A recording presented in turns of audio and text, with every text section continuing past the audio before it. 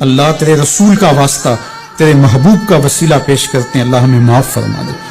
غار سجدہ کے نوکیلے پتھروں پر حضور کے سجدوں کا صدقہ ہمارے گناہ معاف فرما دے۔ اے اللہ، حضور کی آنکھوں سے امت کے لیے بہے ہوئے آنسوں کا صدقہ ہمیں معاف کر دیا جائے۔ تمہیں حضور علیہ السلام کی لاڈلی بیٹی حضرت سیدہ فاطمہ الزہرا کا وسیلہ پیش کرتے ہیں۔